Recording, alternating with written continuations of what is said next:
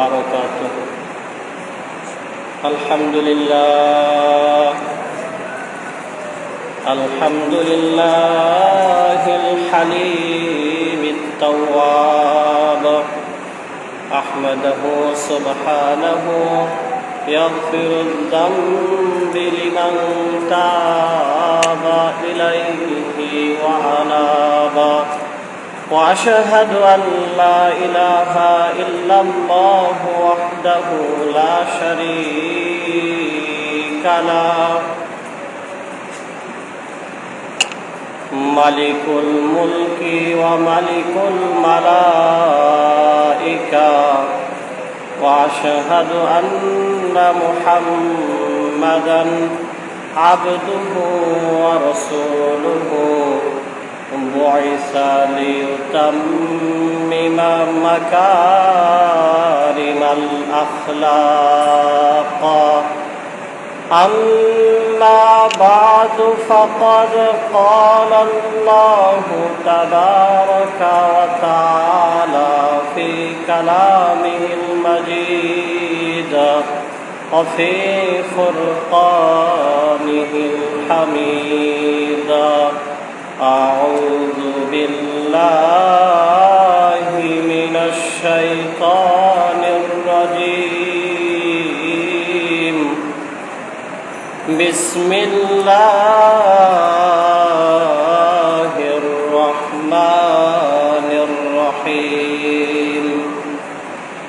وقالوا أئذا ضللنا في الأرض أئنا لفي خلق جديد، بل هم بلقاء ربهم كافرون. قل يتوفاكم ملك الموت الذي وكل بكم ثم إلى ربكم ترجعون. وقال تعالى: إن الله وملائكته آمنوا صلوا عليه وسلموا تسليما. اللهم صل على مولانا محمد وعلى آل سيدنا مولانا محمد. اللهم صل على سيدنا مولانا محمد وعلى آل سيدنا مولانا محمد. بلغ العلا بكماله، كشف الدجى بجماله، حسنت جميع خصاله. صلوا عليه وآله। আলহামদুলিল্লাহ, আল্লাহ রাব্বুল আলামিনের দরবারে শুকর আদায় করছি, যিনি আমাদেরকে পবিত্র জুমাবারের দিনে দুনিয়াবী সমস্ত কর্মব্যস্ততা থেকে অবসর দিয়ে মহান আল্লাহ রাব্বুল আলামিনের মহান হুকুম সলাতুল জুমা আদায় করার লক্ষ্যে তার ঘরে আসার, বসার, সমবেত হওয়ার তৌফিক দিয়েছেন। এজন্য কালিমাতুশ শুকর আমরা করছি আলহামদুলিল্লাহ। আবারও লাখো কোটি দুরূদ এবং সালাম বর্ষিত হোক দয়ার নবী, মায়ার নবী মুহাম্মদুর রাসূলুল্লাহর উপর। আমরা পড়ছি সাল্লাল্লাহু আলাইহি ওয়াসাল্লাম। মুহতারাম হাজিরিন, আপনারা অবগত আছেন যে আমরা গত জুমা থেকে একটি অতি গুরুত্বপূর্ণ এবং প্রত্যেক ইমানদারের জন্য অতি প্রয়োজনীয় একটি বিষয় তথা হুসনুল খাতিমা অর্থাৎ উত্তম মৃত্যু যে সমস্ত আমলের মাধ্যমে লাভ হবে সে আমলগুলো সম্পর্কে বলা শুরু হয়েছে। ইতিমধ্যে গত জুমাতে আপনাদেরকে এরকম 2টি আমলের কথা বলা হয়েছিল। যারা এই 2টি আমলে অভ্যস্ত হবেন, আশা করা যায় আল্লাহ মৃত্যুর সময় তাদেরকে ঈমানের মৃত্যু দান করবেন। তন্মধ্যে 1 নম্বর ছিল নিয়মিত আযানের জবাব দেওয়া। 2য় নম্বর ছিল নিয়মিতভাবে নফল দান সৎকার অভ্যাস করা। এই 2টা আমলের বিস্তারিত আপনাদেরকে বলা হয়েছিল। এই 2টি আমল এমন যে আমলের মাধ্যমে আশা করা যায় মারা যাওয়ার সময় জবানে কালিমা নসিব হবে। আজকে আরো কয়েকটা আমলের কথা বলার নিয়ত করেছি। তার আগে আপনাদেরকে মৃত্যু সম্পর্কে অল্প একটু বলি। মৃত্যু এমন একটা আল্লাহর বিধান যেটা সম্পর্কে অনেকে ভুলভাল কিংবা অনেকে অন্যরকম ধারণা পোষণ করতে পারে। তবে আল্লাহর কথা হলো, যে যেমন ধারণাই করুক না কেন মৃত্যুর সময় হলে তাকে চলে যেতেই হবে। এই কথাটাই আল্লাহ রাব্বুল আলামিন সূরা আলিফ লাম মিম আস-সাজদা 10 এবং 11 নম্বর আয়াতে আল্লাহ বলেছেন। আল্লাহ বলেন, وَقَالُوا أَإِذَا ضَلَلْنَا فِي الْأَرْضِ أَإِنَّا لَفِي خَلْقٍ جَدِيدٍ। আল্লাহ রাব্বুল আলামিন সূরা আলিফ লাম মিম আস-সাজদার 10 নং আয়াতে বলেন যে দুনিয়াতে এমন কিছু মানুষ আছে যাদের ধারণা হলো আইদা দালালনা ফিল আরদি আইন্না লাফি খালকিন জাদীদ। তাদের ধারণা হলো যে তারা যদি মারা যায় আবার নতুন করে এই মাটি থেকে, জমিনের তল থেকে আবার তাদেরকে কিভাবে নতুন করে বাড়ানো হবে, এটা হয়তো অসম্ভব। এই ধরনের ধারণা কিছু মানুষ করে থাকে। আল্লাহ বলেন, বালহুম বিলিকাই রাব্বিহিম কাফিরুন। যারা এমন ধারণা পোষণ করে তাদের আসল উদ্দেশ্য কিংবা তারা মূলত তাদের রব আল্লাহর সাক্ষাৎকে অস্বীকার করে, অর্থাৎ আল্লাহর হিসাবের দিনকে, পরকালের দিনকে অস্বীকার করে, সেজন্যই তারা এই ধরনের কথা বলে থাকে। আল্লাহ বলেন, হে নবী, কুল ইয়াতাওয়াফাকুম মালাকুল মাউত। আল্লাহ বলেন, হে নবী, আপনি মানুষদেরকে জানিয়ে দেন মালাকুল মাউত। মালাকুল মাউতকে নির্ধারিত একটা সময় আল্লাহ পাক রব্বুল আলামিন জানিয়ে দিয়েছেন। আল্লাযী ওয়াক্কিলা বিকুম, যখন সেই সময় হয়ে যাবে মালাকুল মউত তার দায়িত্ব যথাযথ পালন করবে, অর্থাৎ যার যখন নির্ধারিত সময় আসবে মৃত্যুর ফেরেশতা তার কাছে চলে আসবে। আল্লাহ বলেন, সুম্মা ইলা রাব্বিকুম তুরজাউন। ওগুলা তাহলে আল্লাহ রাব্বুল আলামিন সূরা আলিফ লাম মিম আস-সাজদা 10 এবং 11 নম্বর এই 2টা আয়াতে কিছু মানুষ মৃত্যু সম্পর্কে অমূলক কিছু চিন্তা ভাবনা করে থাকে। হয়তো মরবে না বা যে কোনোভাবে মরার হাত থেকে বেঁচে যাবে, কিংবা তারা আখিরাতকে অস্বীকার করার ভাবনা তাদের রয়েছে। আল্লাহ বলেন, এই ধরনের ভাবনা যারা ভাবে তাদেরকে হে নবী আপনি জানিয়ে দিন যে মৃত্যুর ফেরেশতাকে নির্দিষ্ট সময় একটা বেঁধে দেওয়া হয়েছে, জানিয়ে দেওয়া হয়েছে। সে তার দায়িত্বকে যথাসময় ঠিকই আদায় করবে, অর্থাৎ যার যখন সময় আসবে মৃত্যুর ফেরেশতা তার কাছে চলে আসবে, অতঃপর সবাইকে তাদের রব আল্লাহর কাছে ফিরে যেতেই হবে, বাঁচার কোনো সুযোগ নাই।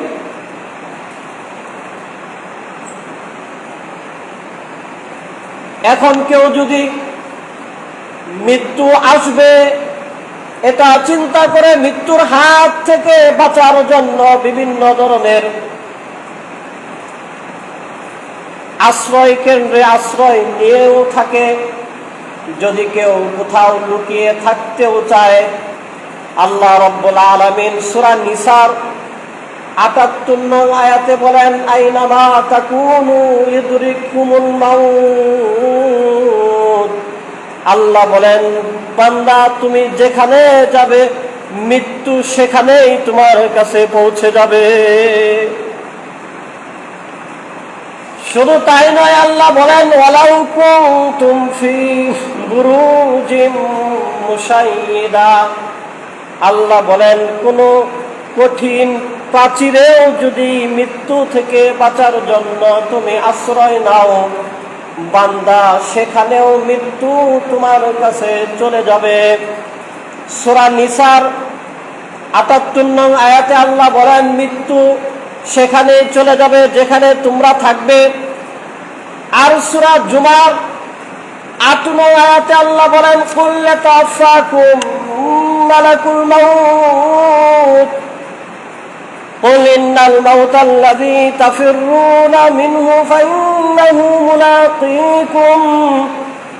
আল্লাহ সূরা জুমার ৮ নং আয়াতে বলেন, হে নবী, আপনি মানুষদেরকে জানিয়ে দিন,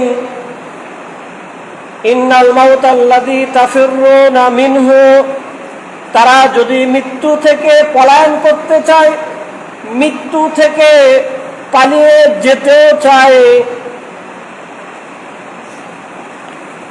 তাফিররুনা মিনহু ফাইন্নাহু মুলাকীকুম, অতঃপর মৃত্যুর সাথে তাদের সাক্ষাৎ হয়ে যাবে। বিষয় হলো, মৃত্যু থেকে তারা যদি পলায়ন করতেও চায়, পলায়ন করেও ফেলে, অতঃপর মৃত্যু তাদেরকে ধরে ফেলবে। সুম্মা তুরাদ্দুনা ইলা আলিমিল গায়বি ওয়াশ শাহাদা, অতঃপর যে আল্লাহ দৃশ্য অদৃশ্য সব কিছু জানেন, সে আল্লাহর কাছে তাদেরকে ফিরিয়ে নেওয়া হবে।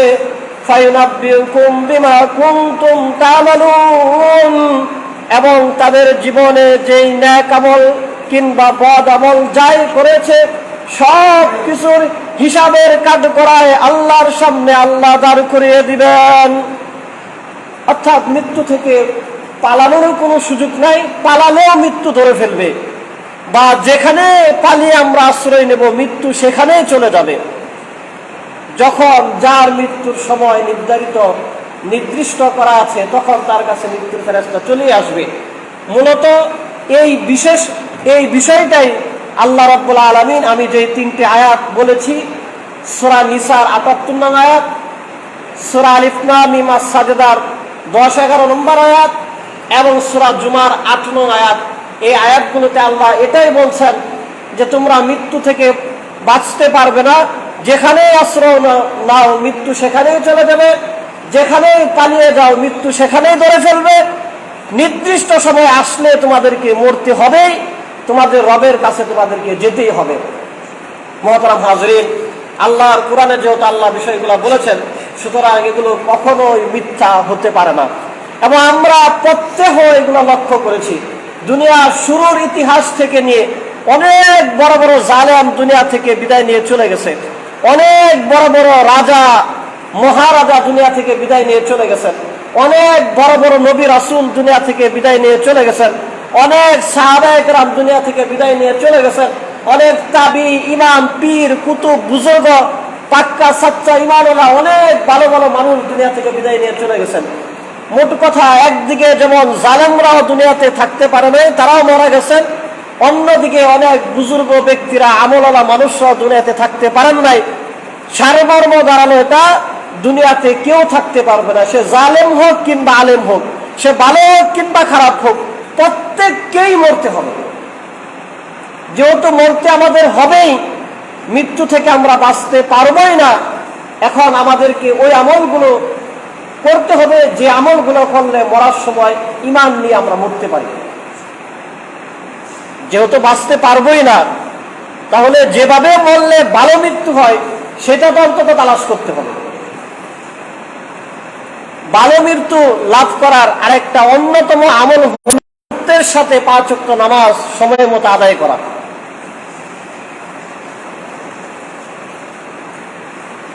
বিষয়টা যদি আপনাদেরকে আরো সহজভাবে বলি, আল্লাহ রাব্বুল আলামিন সূরা বাকারার 143 নং আয়াতের মধ্যে বলেছেন, আল্লাহ বলেন, ওমা কানাল্লাহু লিয়ুযিআ ঈমানাকুম। আল্লাহ রাব্বুল আলামিন বলেন যে আল্লাহ এমন নন যে আল্লাহ তোমাদের ঈমানগুলোকে নষ্ট করে দেবেন। আল্লাহ এমন আল্লাহ না, অর্থাৎ আল্লাহ তোমাদের ঈমান নষ্ট করে দেবেন, আল্লাহ এমন না। এই আয়াতের অবতীর্ণ হওয়ার প্রেক্ষাপটটা বুঝেন। আমরা অনেকেই জানি যে নবীজি সাল্লাল্লাহু আলাইহি ওয়াসাল্লামের আগে অন্যান্য নবী রাসূলগণ তো বাইতুল মাকদাস ওদিকে মুখ করেই নামাজ পড়তেন। নবীজিও প্রথম দিকে বাইতুল মাকদাসের দিকে মুখ করে নামাজ পড়তেন, কিন্তু নবীজি চাইতেন যে এই কাবার ঘরকে কেন্দ্র করে হজ হয়। আল্লাহ আমাকে এই কাবার দেশে আমার জন্ম দিয়েছেন, এখানে আমার বেড়ে ওঠা। নবীজির মনের ভিতরে একটা তামান্না ছিল যে আল্লাহ যেন কাবাকেই, মানে বাইতুল্লাহকেই কাবা বানিয়ে দেয়, কেবলা বানিয়ে দেয়, বাইতুল্লাহর দিকেই যেন মুখ করে নামাজ পড়ার বিধানটা আল্লাহ দেয়। নবীজির মনের ভিতরে এই ধরনের একটা আকাঙ্ক্ষা ছিল।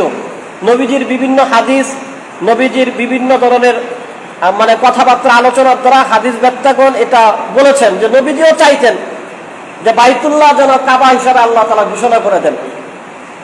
তা আল্লাহ নবীজির মনের এই আকাঙ্ক্ষাটা শুনেছেন।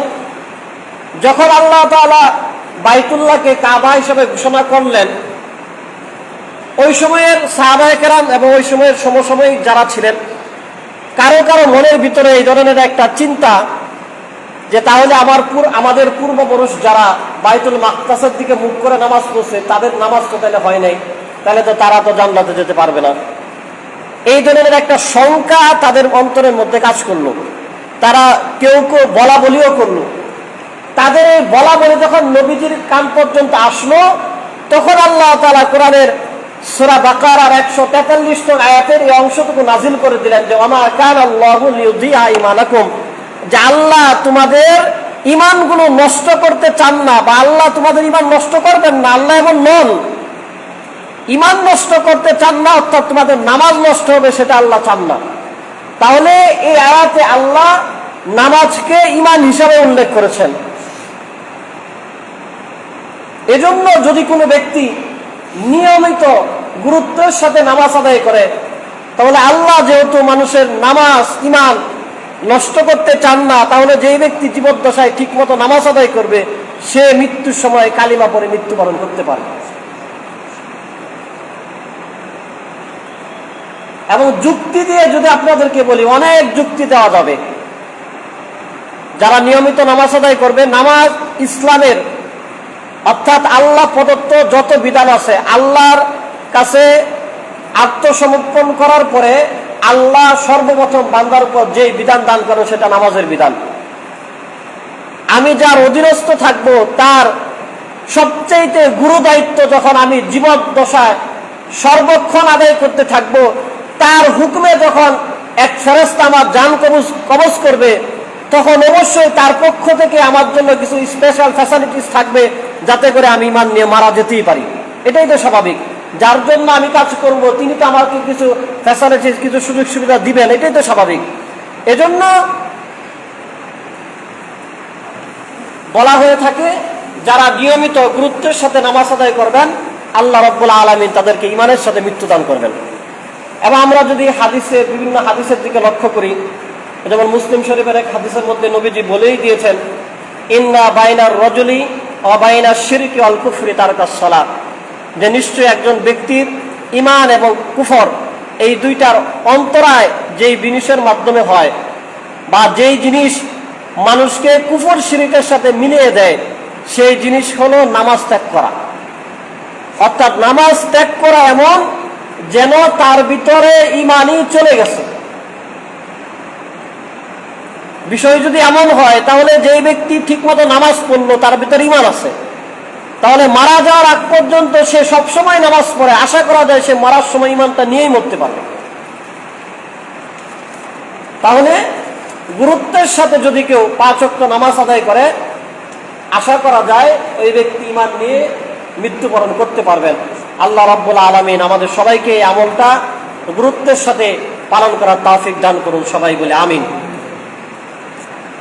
ঈমানের সাথে মৃত্যুবরণ করার আরেকটা অন্যতম আমল হলো চেষ্টা করা সর্বাবস্থায় ওযুর সাথে থাকার।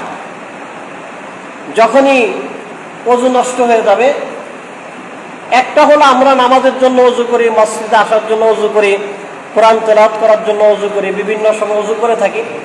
আরেকটা হলো যখনই ওযু নষ্ট হয় সাথে সাথে ওযু করে নিল, প্রস্রাব পায়খানা করতে গেল, টয়লেট থেকে বের হওয়ার সময় টয়লেটের তো এখন তো টয়লেটে ওযুখানা থাকে, ওযু করে নিল।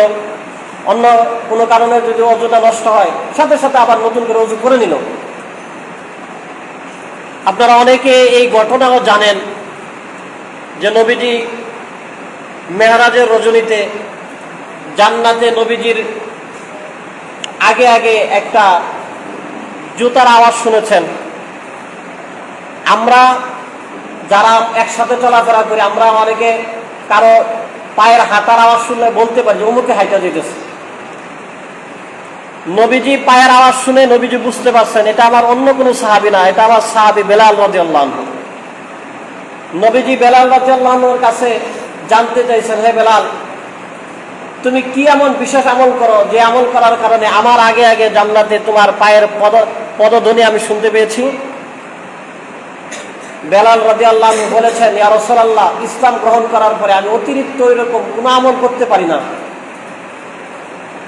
তবে আমি এতটুকু জানি, যখন আমার ওযু নষ্ট হয়ে যায় সাথে সাথে আমি ওযু করি, ওযু করার পরে যতটুকু সম্ভব 2 রাকাত 4 রাকাত নফল নামাজ আদায় করে ফেলি, অর্থাৎ যেটাকে তাহিয়াতুল ওযু বলা হয়। মানে ওযু করলেই যদি নামাজের সময় সেটা থাকে, কারণ কিছু কিছু সময় নামাজ পড়া যায় না, ওই সময় ওযু করলেও নামাজ পড়া যাবে না, ফরজ নামাজ না পড়লেও তখন নামাজ পড়া যাবে না, মানে নামাজের নিষিদ্ধ সময়।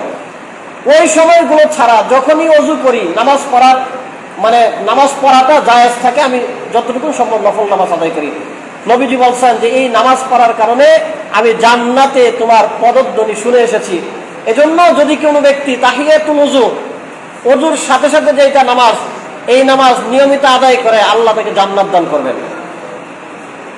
আর যখনই ওযু নষ্ট হয়ে যায় সবসময় ওযুর সাথে থাকলে ঈমানের সাথে তার মৃত্যু হবে।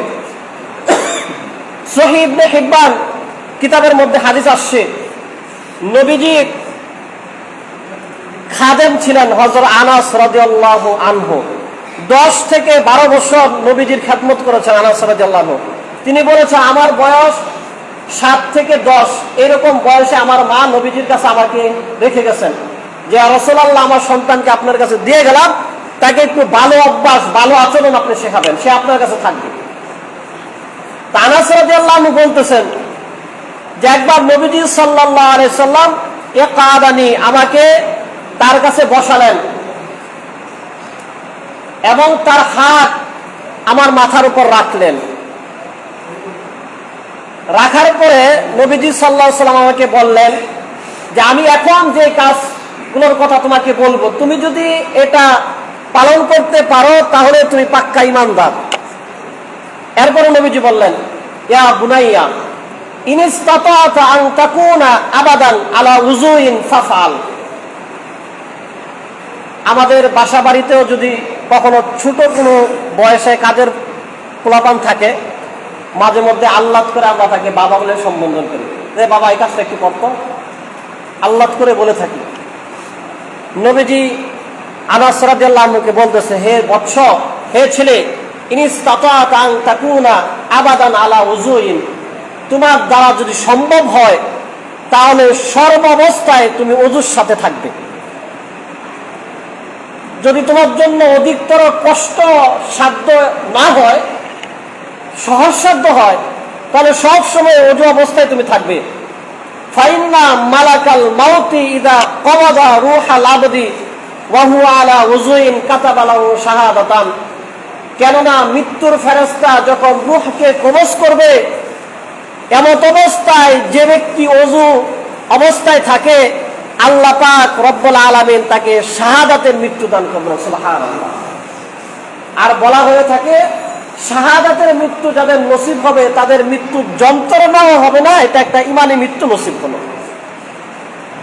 তাহলে সর্বাবস্থায় যদি আমরা ওযুর সাথে থাকতে পারি, তাহলে নবীজির এই হাদিস অনুযায়ী আমরা যে পাকা ইমানদার সেটা প্রমাণ হবে, এবং মারা যাওয়ার সময় শাহাদাতের মৃত্যু নসিব হবে।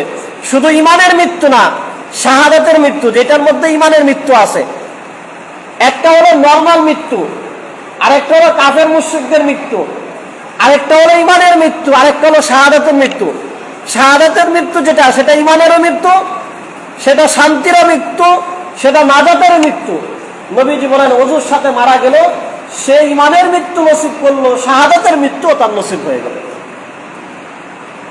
তাহলে আল্লাহ পাক রব্বুল আলামিন সহজ একটা আমল, সবসময় ওযুর সাথে থাকা। আল্লাহ আমাদেরকে এই আমলও করা তৌফিক দান করুন। নবীজির এই হাদিসের মধ্যে অনেক ধরনের হিকমত নিহিত আছে। দেখেন, কখন মৃত্যু আসবে আমরা কেউ জানি না।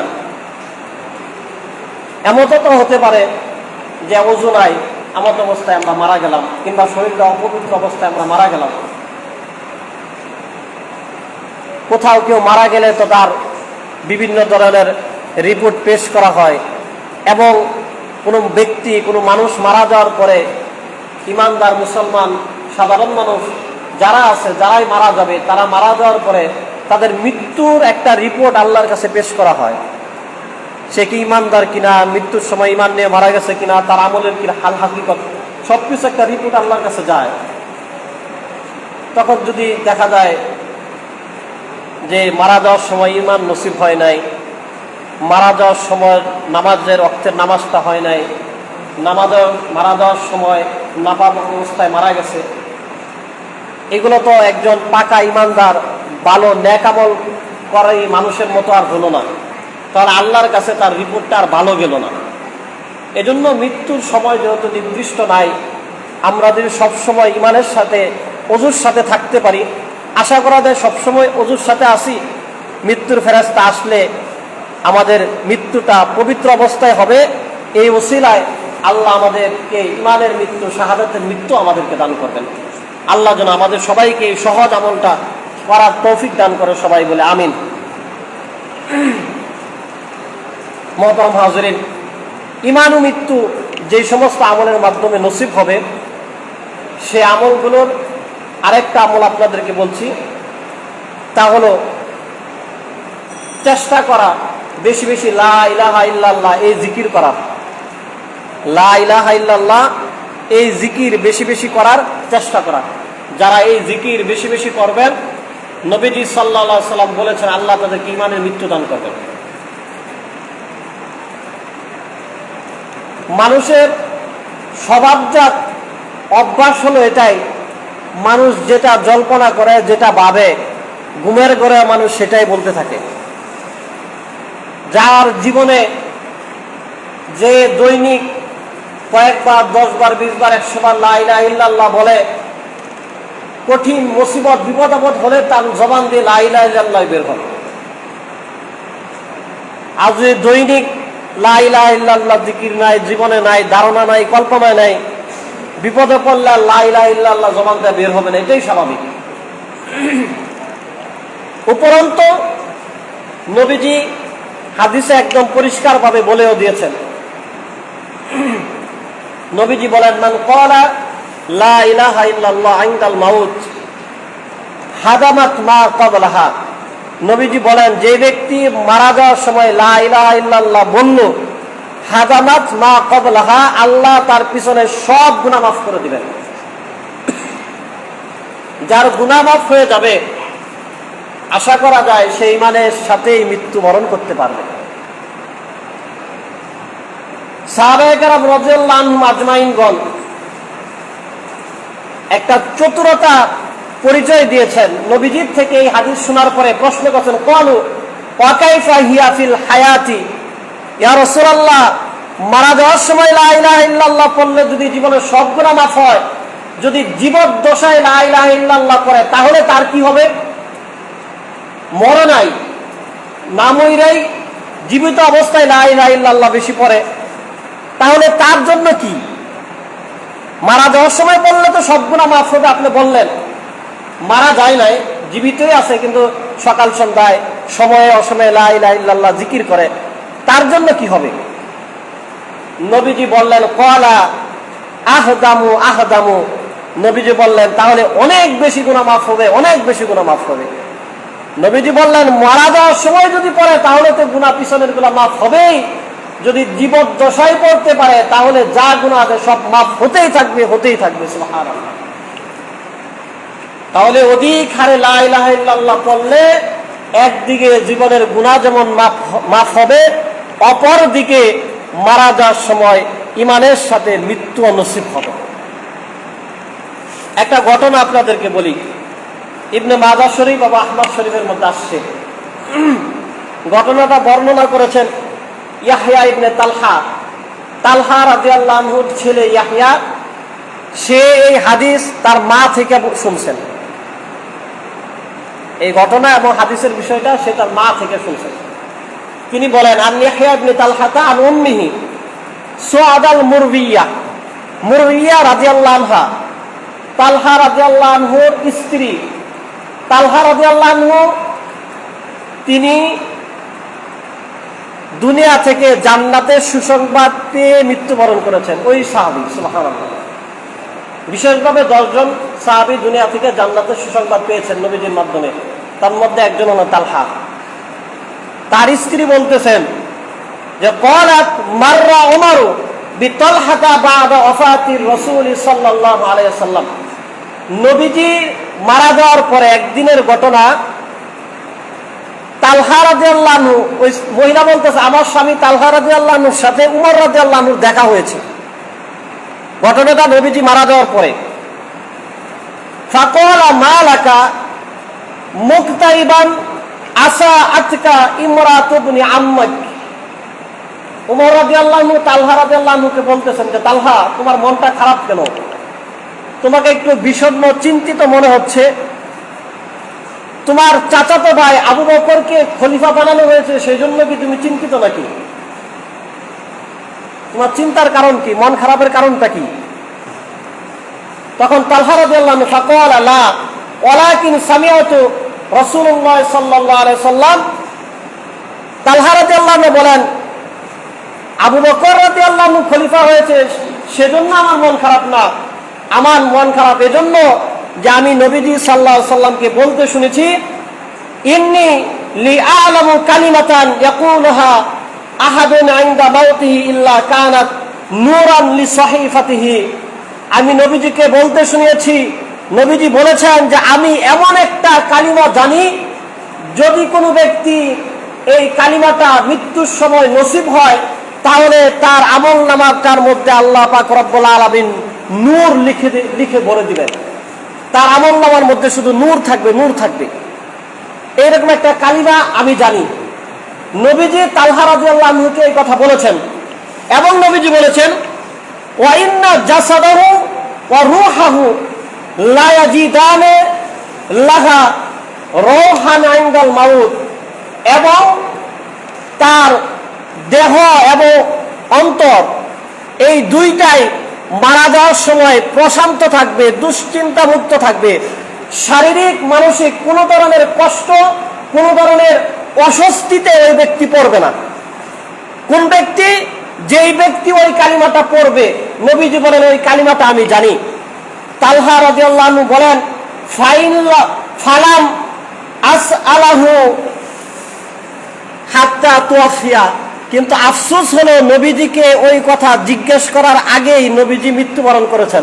আমি যে নবীজিকে জিজ্ঞেস করবো ইয়া রাসূলুল্লাহ ওই কালিমা কোনটা, আমি হয়তো ভাবছি এটা জিজ্ঞেস করব, কিন্তু আমার জিজ্ঞেস করার আগেই নবীজি একদিন দুনিয়া থেকে বিদায় নিয়ে চলে গেছেন। আমি নবীজিকে জিজ্ঞেস করতে পারি নাই। তালহা রাদিয়াল্লাহু আনহু ওমর রাদিয়াল্লাহু আনহুকে বলেন এজন্য আমার মন খারাপ। ওমর রাদিয়াল্লাহু আনহু এই কথা শোনার পরে তিনি বলতেছেন ক্বালা আনা আ'লামুহা। ওমর রাদিয়াল্লাহু আনহু বললেন তালহা, মন খারাপের কারণ নাই, আমি ওই কালিমার কথা জানি। এরপর বলতেছেন হিয়াল্লাতি আরাদা আম্মাহু আলাইহা ওয়ালাউ আলিমা আন্না শাইআন আনজালাহু মিনহাল আমারাহু। ওমর রাদিয়াল্লাহু আনহু বলেন যে তালহা, ওই কালিমা হলো ওই কালিমা যেই কালিমা নবীজি তার চাচা মারা যাওয়ার সময় তার চাচাকে বলতে বলেছিলেন যে চাচা আপনি এই কালিমা পড়েন, এই কালিমা পড়লে আপনি নাজাত পেয়ে যাবেন। যদি তার থেকে দামি কোনো কালিমা থাকতো তাহলে নবীজি সেই কালিমা পড়তেই বলতেন। যেহেতু তার থেকে দামি কালিমা নাই, সেহেতু নবীজি তার চাচাকে সেই কালিমাই পড়তে বলেছেন। আর আমরা সবাই জানি সেই কালিমাটা হলো লা ইলাহা ইল্লাল্লাহ। অর্থাৎ যদি কোনো ব্যক্তি মারা যাওয়ার সময় লা ইলাহা ইল্লাল্লাহ পড়তে পারে, আল্লাহ পাক রব্বুল আলামিন তার আমলনামাটা নূর দ্বারা লিপিবদ্ধ করে দেবেন। আল্লাহ পাক রব্বুল আলামিন তার শারীরিক এবং মানসিক দুই ধরনের অস্বস্তি এবং দুই ধরনের পেরেশান মুক্ত করে আল্লাহ পাক রব্বুল আলামিন তাকে মৃত্যুদান করবেন। তাহলে মারা যাওয়ার সময় কালিমা নসিব হওয়ার জন্য বেশি বেশি আমাদেরকে জীবদ্দশায় লা ইলাহা ইল্লাল্লাহ পড়তে হবে। যদি কোনো ব্যক্তি জীবদ্দশায় বেশি বেশি লা ইলাহা ইল্লাল্লাহ এটা জিকির করে, আশা করা যায় ওই ব্যক্তি মারা যাওয়ার সময় ইমানের সাথে মৃত্যুবরণ করতে পারবে। আল্লাহ পাক রব্বুল আলামিন আমাদেরকে এই আমলটা করার তৌফিক দান করুন, সবাই বলে আমিন। এরকম আরো কিছু নেক আমলের কথা আছে যেগুলো করলে ইমানের সাথে মৃত্যু নসিব হবে। ইনশাআল্লাহ অন্য সময় সেই আমলগুলোর কথা বলা হবে।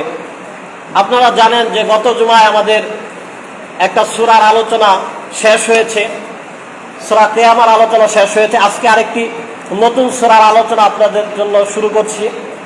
সূরার নাম হলো সূরা হুজুরাত। এই সূরার নাম সূরা হুজুরাত। এটা কোরআন শরীফের 49 নম্বর সূরা। এই সূরাতে মোট 18টি আয়াত আছে, 2টা রুকু আছে এবং এই সূরাটি মদিনায় অবতীর্ণ হয়েছে। আমরা এতদিন পর্যন্ত অনেকগুলো সূরা আলোচনা করেছি, কিন্তু বেশিরভাগ সূরাগুলো মক্কার ছিল। আর মক্কার সূরার আলোচনার বিষয়গুলো আমরা জেনেছি যে বেশিরভাগ মক্কার প্রায় সব সূরাগুলোতে আখিরাত, ঈমান, পরকাল, কিয়ামত, জান্নাত, জাহান্নাম সেই সম্পর্কে আলোচনা করা হয়েছে। তবে মাদানী সূরা, যে সূরাগুলো মদিনায় অবতীর্ণ হয়েছে, সেগুলোর আলোচনা একটু ভিন্ন।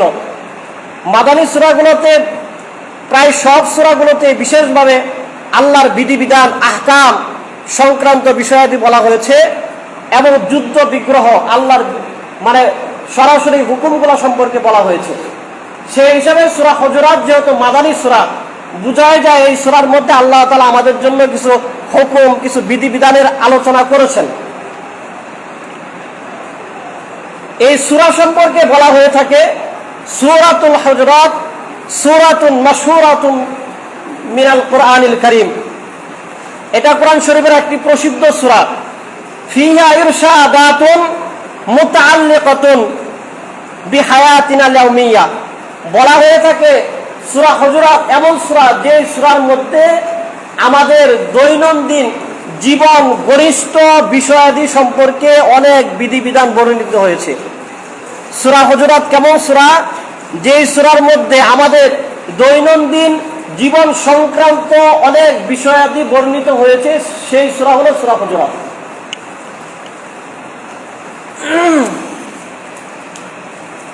সূরাতুল হুজুরাতি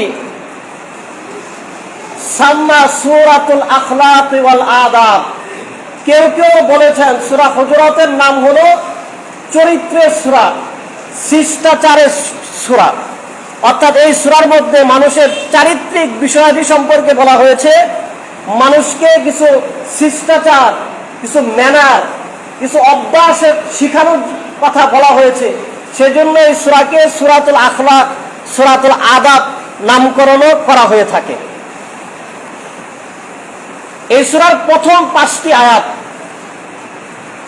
অবতীর্ণ হওয়ার 2টা প্রেক্ষাপট এসেছে তাফসীরের কিতাবে। একটা প্রেক্ষাপট হলো বনু তামিম গোত্রের লোকজন, নবীজি সাল্লাল্লাহু আলাইহি সাল্লামের জীবদ্দশায় এমন হতো, অনেক সময় যারা ইসলাম গ্রহণ করতেন নবীজির কাছে আসার পরে নবীজি তাদের থেকে নির্বাচন করে কাউকে আমির বানিয়ে দিতেন, নেতা বানিয়ে দিতেন। তোমরা যারা 10-20 জন ইসলাম গ্রহণ করেছো, তোমাদের নেতা হলো অমুক, অমুক এর কথা মতো তোমরা চলবে, তাকে নেতা মেনে তোমরা জীবনযাপন করবে, এরকম থাকতো।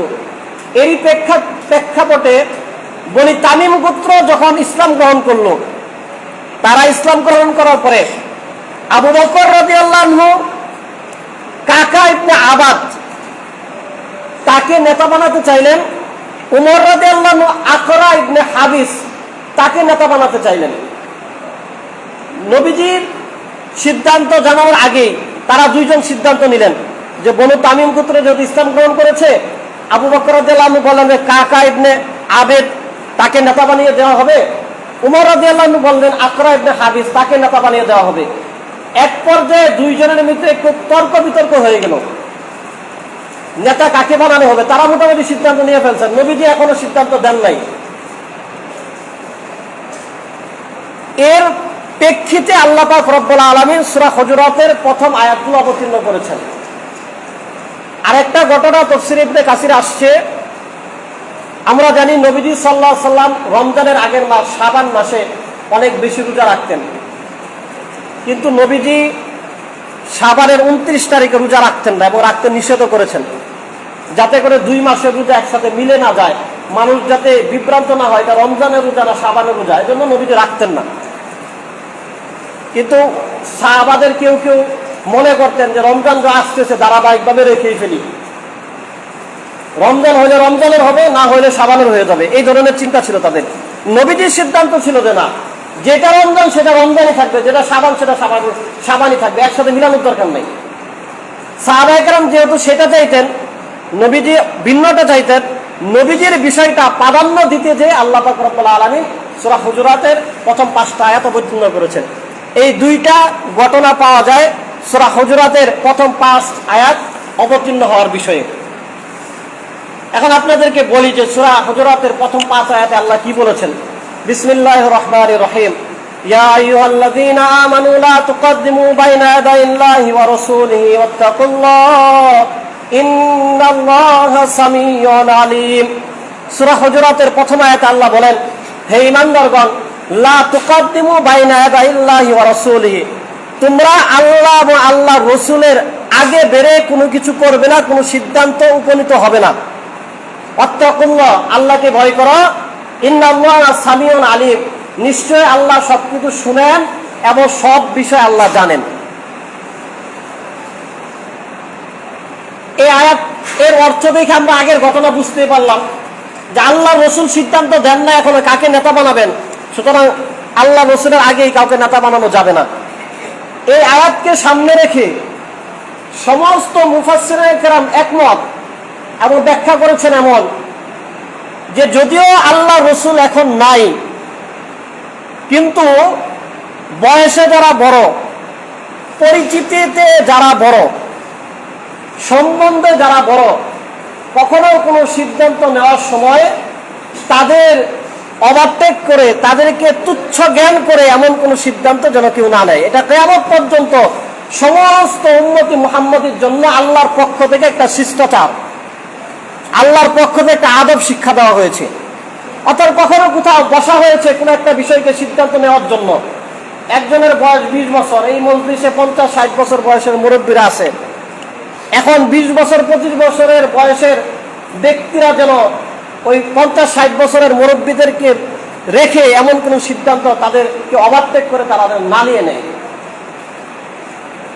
আল্লাহ এই শিষ্টাচার বিশ্ববাসীকে কিয়ামত পর্যন্ত শিক্ষা দিলেন এবং এটাকে মানুষের চারিত্রিক শিক্ষাও বলা যায়, যে মানুষের চারিত্রিক ব্যবহার, ম্যানারটা কেমন হবে, বড়দের সাথে আচরণ সে কিভাবে করবে।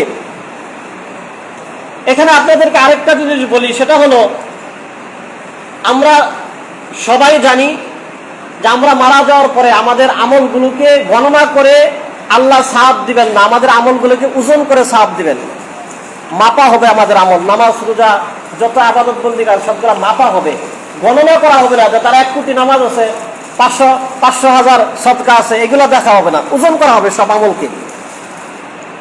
স্বাভাবিকভাবে আমরা হয়তো মনে করতে পারি যে নামাজ যেহেতু বেশি গুরুত্বপূর্ণ ইবাদত, নামাজ যখন পাল্লায় উঠানো হবে নামাজটা ওজনে অনেক বেশি হবে হয়তো, বা রোজাটা বেশি হবে হয়তো, কিন্তু নবীজি হাদিসে বলেছেন মা মিন শাইইন ইউযাউ ফিল মিজান আসকালু মিন হুসনিল খুলুক। আল্লাহ বান্দার যত আমল মিজানের পাল্লায় উঠাবেন, ওই সব আমলের মধ্যে সবচেয়ে ওজনে ভারী হবে মানুষের উত্তম চরিত্র।